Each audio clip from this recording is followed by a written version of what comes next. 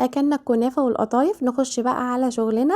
هنضيف من للمنيو بتاعنا صنف جديد ان شاء الله هيعجبك، وكمان هتطلعيه تحفه جدا وهتبقي مميزه بيه جدا.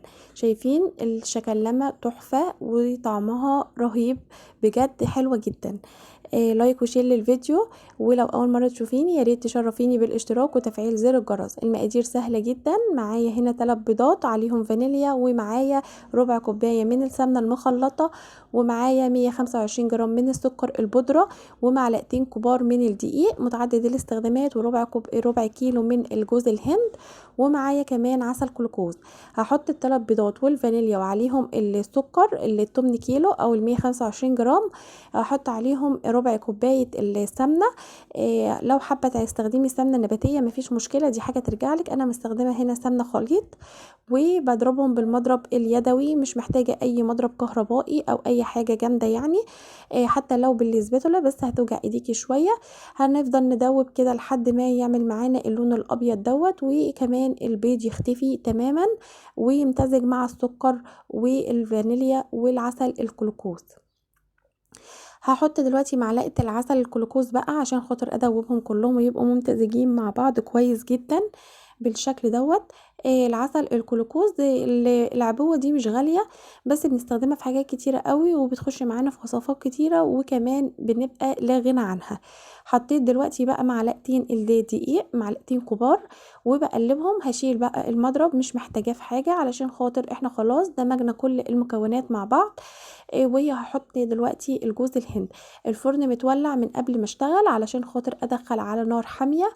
الصنف ده حلو جدا لو جالك ضيوف كده غفله، او مطلوب منك اوردر حاجه سريعه.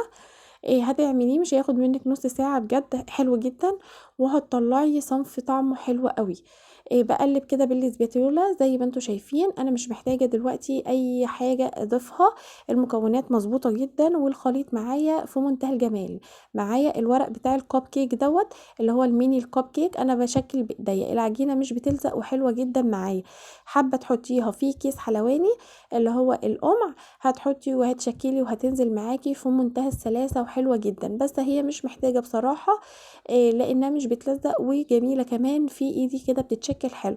انا عايزه حباها ان انا اعملها بشكل عشوائي زي ما انتوا شايفين كده. انا مش عايزه اكورها ان هي تبقى شكلها منسق، لا هي شكلها حلو وهي عشوائيه كده شكلها حلو قوي. وكمان لو شغلتي عليها الشوايه بتاخد لون اصفر غامق شويه من حواليها كده، بتبقى كمان طعمها احلى وشكلها في منتهى الجمال. بحط لها بقى هنا بحطها في الورق بتاع الميني كب كيك دوت، وحطيتها في صينيه. وبحط اصناف كده من الكريز الاحمر. حابه تحطي لوز، حابه تحطي نص بندقيه، مفيش اي مشكله معاكي، دي حاجه ترجع لك. بس طبعا كل حاجه وليها تكلفتها. يعني لما هتحطي مكسرات هتطلعيها باغلى من انتي هتطلعيها بالكريز الاحمر. تكلفتها كام؟ انا بصراحه ما حسبتش تكلفتها. هو ده كله من ربع كيلو من الجوز الهند. شايفين طالعه اللهم بارك حلوه جدا. معايا هنا سيرب بقى تقيل انا عاملاه وحطاه في التلاجة طالع ساقع، وبعمل وهي سخنه طالعه من الفرن سخنه حالا.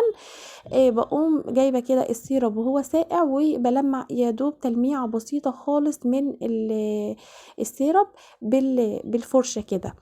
لان احنا مدين لها السكر بتاعها، فعشان خاطر ما تجزحش معاكي. وهي كده مظبوطه على فكره، وكان سكرها حلو قوي، ما كانتش مسكره ولا حاجه. بس ما تبالغيش في وانتي بتلمعيها بالسيرب ان انتي تزودي. هو يا دوبك تلميعه كده بسيطه، وهي بصوا كده ناجحه معاكي ان هي بتشرب السيرب على طول. ما سابتش اي حاجه في الورقه وكانت بتشربها على طول، ما شاء الله اللهم بارك، تحفه جدا. شايفين شكلها جميل ازاي؟ اتمنى تجربوها وتقولوا لي رايكم فيها.